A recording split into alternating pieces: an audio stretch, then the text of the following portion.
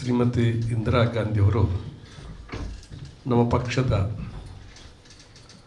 ಒಬ್ಬ ಶ್ರೇಷ್ಠ ನಾಯಕಿ. ಈ ದೇಶವನ್ನು ಸುದೀರ್ಘ ಕಾಲ ಆಳ್ವಿಕೆ ಮಾಡಿ ಸಾಮಾಜಿಕ ನ್ಯಾಯದ ವಂಚಿತರಾದಂಥ ದುರ್ಬಲ ವರ್ಗದ ಜನರ ಪರವಾಗಿ ಸಾಕಷ್ಟು ಕೆಲಸ ಮಾಡಿದವರು. ವಿಶೇಷವಾಗಿ ದಕ್ಷಿಣ ಕನ್ನಡ ಜಿಲ್ಲೆಯಲ್ಲಿ ನಾನು ಹೇಳಬೇಕು ಅಂತಂದರೆ, ಇವತ್ತು ಅತ್ಯಂತ ಹೆಚ್ಚು ಫಲಾನುಭವಿಗಳು ಇಂದಿರಾ ಗಾಂಧಿಯವರ ಕಾರ್ಯಕ್ರಮದಿಂದ ಅನುಭವವನ್ನು ಪಡೆದಂಥವರು ದೊಡ್ಡ ಸಂಖ್ಯೆಯಲ್ಲಿದ್ದಾರೆ. ಒಂದು ಕಾಲದಲ್ಲಿ ಇಂದಿರಾ ಗಾಂಧಿಯವ್ರನ್ನ ಇಲ್ಲಿಯ ಜನ ಅಮ್ಮ ಎಂದು ಕರೆಯುತ್ತಿದ್ದರು ಮತ್ತು ಭಾಳ ಜನ ಹಿರಿಯರು ಅವರ ಗೌರವದ ಒಂದು ಗೌರವವನ್ನು ಕೊಡುವಂಥ ಕಾರ್ಯವನ್ನು ಕೂಡ ಮಾಡ್ತಾ ಬಂದಿದೆ. ಕೆಲವು ದಿವಸದಿಂದ ನಾನು ನೋಡ್ತಾ ಇದ್ದೀನಿ, ತುರ್ತು ಪರಿಸ್ಥಿತಿಯ ವಿಚಾರವನ್ನು ಎತ್ತಿಕೊಂಡು ನಮ್ಮ ದೇಶಕ್ಕಾಗಿ ಪ್ರಾಣತ್ಯಾಗ ಮಾಡಿರ್ತಕ್ಕಂಥ, ಅದು ಈ ದೇಶದ ಐಕ್ಯತೆಗೆ ಬೇಕಾಗಿ ಪ್ರಾಣತ್ಯಾಗ ಮಾಡಿರ್ತಕ್ಕಂಥ ಇಂದಿರಾ ಗಾಂಧಿಯವ್ರನ್ನ ಅಪಮಾನಿಸ್ತಕ್ಕಂಥ ತುರ್ತು ಪರಿಸ್ಥಿತಿಯ ಕರಾಳ ದಿನಗಳ ಅಂಥೇಳಿ ಇವತ್ತು ಅನೇಕ ಮುಖಂಡರು, ರಾಜ್ಯ ದೇಶದ ಮುಖಂಡರು, ಪಕ್ಷದ BJPಯವರು ಬಂದು ಇಂದಿರಾ ಗಾಂಧಿಯ ಮೇಲೆ ಅವಹೇಳನಕರವಾದಂಥ ವಿಚಾರವನ್ನು ಹೇಳ್ತಕ್ಕಂಥದ್ದು ಮಾಡ್ತಾಯಿದ್ದಾರೆ. ತಮ್ಮ ಗಮನಕ್ಕೆ ನಾನು ತರ್ತಕ್ಕಂಥದ್ದು, ತುರ್ತು ಪರಿಸ್ಥಿತಿ ಸಂದರ್ಭದಲ್ಲಿ ದುರ್ಬಲ ವರ್ಗದವರಿಗೆ ಖಂಡಿತವಾಗಿ ತೊಂದರೆ ಆಗಿಲ್ಲ. ನನ್ನ ಒಂದು ಅಭಿಪ್ರಾಯ, ದುರ್ಬಲ ವರ್ಗದ ಜನರಿಗೆ ಹೆಚ್ಚು ಅನುಕೂಲ ಆಗಿರ್ತಕ್ಕಂಥ ಬ್ಯಾಂಕ್ ರಾಷ್ಟ್ರೀಕರಣ ಆಗಿರ್ತಕ್ಕಂಥದ್ದು, ಬಹುಶಃ ಅದರಿಂದ ಸಾಕಷ್ಟು ಬಡವರಿಗೆ ಲಾಭ ಆಗಿದೆ. ಭೂ ಮಸೂದೆ ಕಾನೂನು ಪರಿಣಾಮಕಾರಿ ಅನುಷ್ಠಾನ ಆಗಿದ್ದರೆ ಅದಕ್ಕೆ ಆ ಕಾಲದಲ್ಲಿ ಹೆಚ್ಚು ಅನುಕೂಲ ಆಗಿದೆ ಅಂತ ಹೇಳ್ತಕ್ಕಂಥ ರಾಜ್ಯದ ರದ್ದತಿ ವಿಚಾರ ಇರ್ಬೋದು, ಅನೇಕ ಪ್ರಗತಿಪರ ನನ್ನ ನೆನಪಿಗೆ ಬರ್ತಕ್ಕ ಇವತ್ತು ಬಸ್ಸಿನವರೊಬ್ಬರಿದ್ದಾರೆ. ಇವತ್ತು ರಾಜ್ಯದಲ್ಲಿ ತುರ್ತು ಪರಿಸ್ಥಿತಿ ಸಂದರ್ಭದಲ್ಲಿ ದೇವರಾಜ ಅರಸು ಬ್ಯಾಂಕ್ ಬಸ್ಸನ್ನು ರಾಷ್ಟ್ರೀಕರಣ ಮಾಡೋದ್ರ ಮೂಲಕ ಜನಸಾಮಾನ್ಯರ ಅನುಕೂಲವಾಗ್ತಕ್ಕಂಥ ದೊಡ್ಡ ಕೆಲಸವನ್ನು ಮಾಡಿದ್ದಾರೆ. ಆದ್ದರಿಂದಾಗಿ ಇವತ್ತು ತುರ್ತು ಪರಿಸ್ಥಿತಿ ಹೆಸರನ್ನು ಹೇಳಿ ಮತ್ತೊಮ್ಮೆ ತುರ್ತು ಪರಿಸ್ಥಿತಿ ಬರ್ತದೆ, ಕರಾಳ ದಿನ, ಹಾಗೆ ಹೀಗೆ ಅಂತೇಳಿ ಬಿಂಬಿಸ್ತಕ್ಕಂಥ ಕಾರ್ಯವನ್ನು ಮಾಡುವಾಗ ನಾವು ಖಂಡಿತವಾಗಿ ಕೆಲವು ವಿಚಾರಗಳನ್ನು ಮಾತಾಡಬೇಕಾಗಿದೆ. ಆ ಕಾಲದಲ್ಲಿ ಬಡವರಿಗೆ ಆಗಿರ್ತಕ್ಕಂಥ ಲಾಭದ ಬಗ್ಗೆ ನಾವು ಮಾತಾಡ್ತಕ್ಕಂಥ ಭಾಳ ಅಗತ್ಯ ಇದೆ. ಯಾಕಂತೇಳಿದರೆ ಈ ಜಿಲ್ಲೆಯ ಸಾಮಾಜಿಕ ಬದಲಾವಣೆ ಭಾಳ ದೊಡ್ಡ ಪ್ರಮಾಣದಲ್ಲಿ ಆಗಿದ್ದರೆ ಇಂದಿರಾ ಗಾಂಧಿಯ ಕಾರ್ಯಕ್ರಮದ ಮೂಲಕ ಆಯಿತು.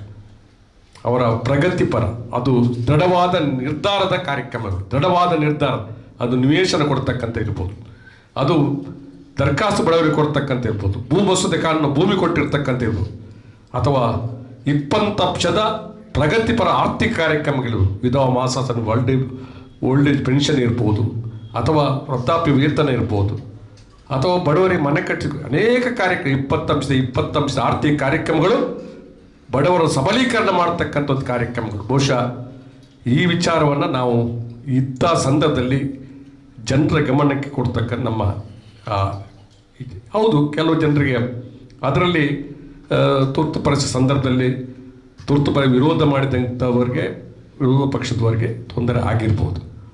ಒಂದು ಮಾತನ್ನು ಅದರಲ್ಲೂ ಕೂಡ ದುರ್ಬಲ ವರ್ಗದವರು ಇಲ್ಲ ಅಂತ ಹೇಳುವಂಥ ನನ್ನ ಸ್ಪಷ್ಟವಾದಂಥ ಅಭಿಪ್ರಾಯ.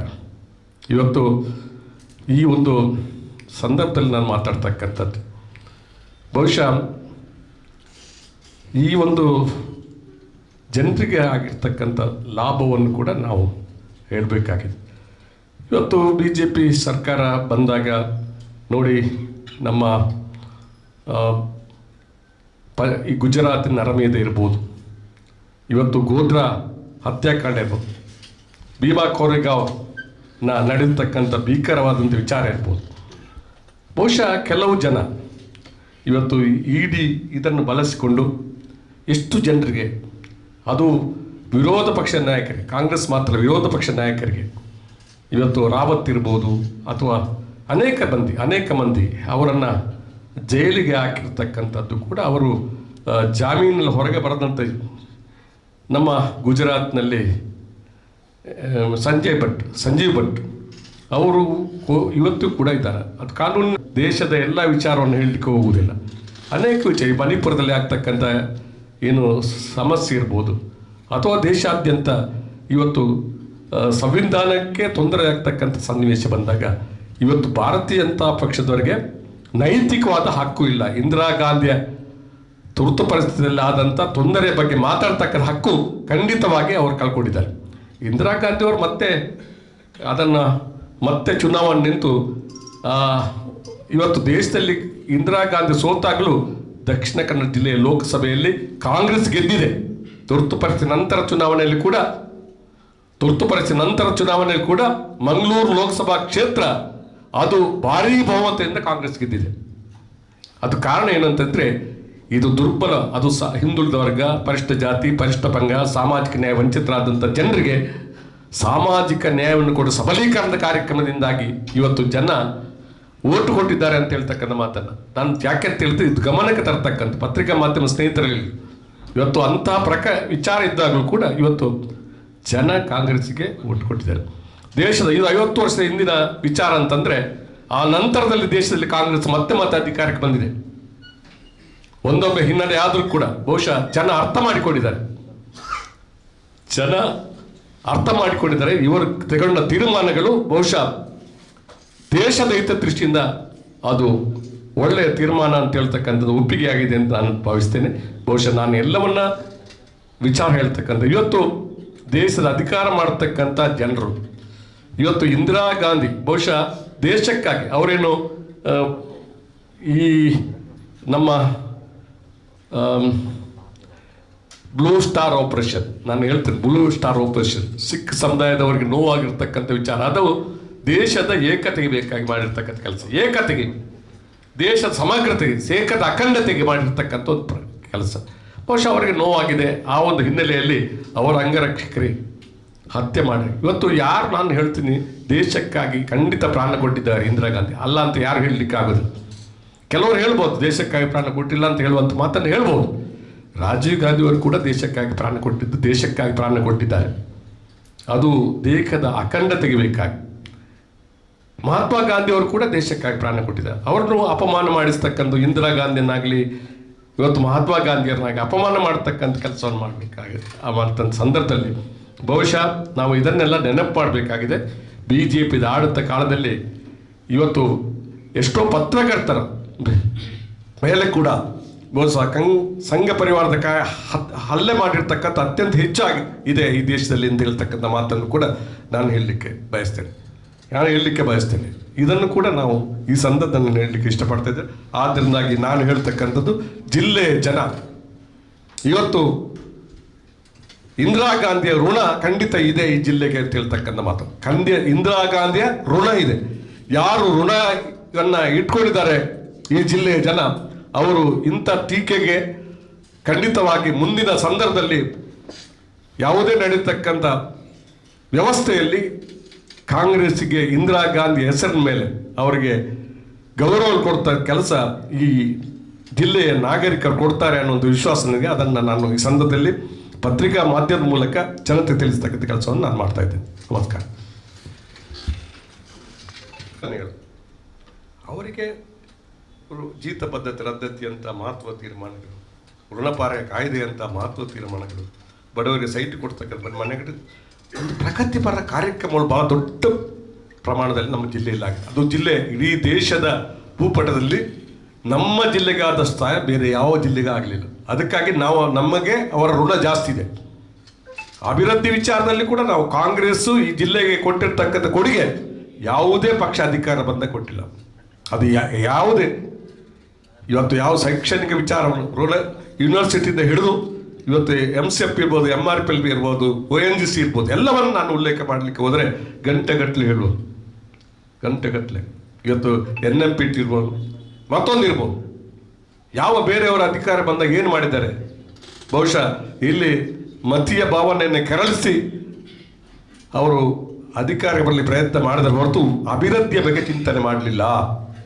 ಅದನ್ನು ಮಾಡಿದವರು ಕಾಂಗ್ರೆಸ್ ಪಕ್ಷ. ಅದರಲ್ಲೂ ತುರ್ತು ಪರಿಸ್ಥಿತಿಯ ಸಂದರ್ಭದಲ್ಲಿ ನಮ್ಮ ದೇಶದ ಪ್ರಗತಿಪರ ಕಾರ್ಯಕ್ರಮಗಳು ಅತ್ಯಂತ ಹೆಚ್ಚು ಪರಿಣಾಮಕಾರಿಯಾಗಿ ಜಾರಿಯಾಗಿರ್ತಕ್ಕಂಥ ಜಿಲ್ಲೆ ದಕ್ಷಿಣ ಕನ್ನಡ ಜಿಲ್ಲೆ, ಇಲ್ಲಿ ಕರ್ನಾಟಕ ದೇಶದಲ್ಲಿ.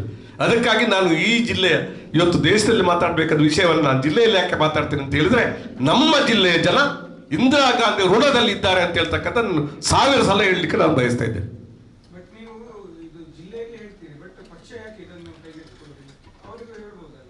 ನಾನು ಇದನ್ನು ಜಿಲ್ಲೆಯ ಒಬ್ಬ ಸಾಮಾನ್ಯ ಪಕ್ಷದ ಕಾರ್ಯಕರ್ತನಾಗಿ ಇದನ್ನು ನಾನು ಹೇಳ್ತೇನೆ. ನಾನು 100 ಸರಿ ಹೇಳ್ತೇನೆ, ಇಂದಿರಾ ಗಾಂಧಿಯ ತುರ್ತು ಪರಿಸ್ಥಿತಿಯಿಂದ ನಮಗಂತೂ ಏನು ಅನ್ಯಾಯ ಆಗಿಲ್ಲ ಈ ಜಿಲ್ಲೆಯಲ್ಲಿ, ಖಂಡಿತವಾಗಿ ಹೇಳ್ತೇನೆ. ಲಾಭ ಆಗಿದೆ. ನಮ್ಮ ಜಿಲ್ಲೆ ಬ್ಯಾಂಕ್ ರಾಷ್ಟ್ರೀಕರಣ ಆಗಿ, ನಮ್ಮ ಜಿಲ್ಲೆಯಲ್ಲಿ ಎಷ್ಟೋ ಬ್ಯಾಂಕ್ಗಳ ರಾಷ್ಟ್ರೀಕರಣ ಆಗಿದೆ. ಎಮರ್ಜೆನ್ಸಿ ಟೈಮ್ನಲ್ಲಿ ಹಕ್ಕುಗಳೆಲ್ಲ ಹೋಗಿತ್ತು, ಅನ್ಯಾಯ ಆಗಿಲ್ಲ ಅಂತ ಹೇಗೆ ಹೇಳ್ತೀರಿ ನೀವು? ಇದಕ್ಕೆ ಅಂದ್ರೆ ರಿಫಾರ್ಮ್ಸ್ ನಾವು ಅದ್ರ ಬಗ್ಗೆ ಮಾತಾಡೋದಿಲ್ಲ. ಈಗ ಎಮರ್ಜೆನ್ಸಿ ಬಂದಿರೋದು ಎಮರ್ಜೆನ್ಸಿ ಟೈಮ್ ಆಯ್ತು. ಈಗ ಈಗ ಈಗ ಈ ಸರ್ಕಾರ ಇದೆ, ಇವರು ತುರ್ತು ಪರಿಸ್ಥಿತಿ ಇಲ್ಲ. ಸಂಜಯ್ ರಾವತ್ ಎಷ್ಟು ದಿವಸ ಜೈಲಿಗೆ ಹೋದ? ಇವತ್ತು ಅದು ವಿರೋಧ ಪಕ್ಷದವರು ಯಾಕೆ ಮಾತ್ರ ಹೋಗ್ತಾರೆ? ಇಡಿಯನ್ನು ಬಳಸಿಕೊಂಡು, ಎಲ್ಲವನ್ನ ಬಳಸಿಕೊಂಡು ಎಷ್ಟು ಪತ್ರಕರ್ತರನ್ನು ಕಾನೂನು ಬಾಹಿರವಾಗಿ ಒಳಗೆ ಹಾಕಿದ್ದಾರೆ. ಅವು ತುರ್ತು ಪರಿಸ್ಥಿತಿ ಇಲ್ಲ, ಅಘೋಷಿತ ತುರ್ತು ಪರಿಸ್ಥಿತಿ ಹೇಳ್ತಾರೆ, ಅದನ್ನು ಹೇಳುವುದಿಲ್ಲ ನಾನು. ಆದರೆ ಇವರಿಗೆ BJP ಅವರಿಗೆ ನೈತಿಕವಾದಂಥ ಹಕ್ಕು ಇಲ್ಲ ಪ್ರಚಾರ ಮಾಡಲಿ. ನಮ್ಮ ಇಂದಿರಾ ಗಾಂಧಿ ಅವರು 50 ವರ್ಷ ಹಿಂದಿನ ವಿಚಾರ, ಅವರ ತ್ಯಾಗ ಬಲಿದಾನವನ್ನು ಕೂಡ ಖಂಡಿತವಾಗಿ ಗೌರವಿಸಬೇಕಾದ ಕರ್ತವ್ಯ ಎಲ್ಲ ಜನರಿಗೆ ಇದೆ ಅಂತ ಹೇಳುವಂಥ ಮಾತು. ಈಗ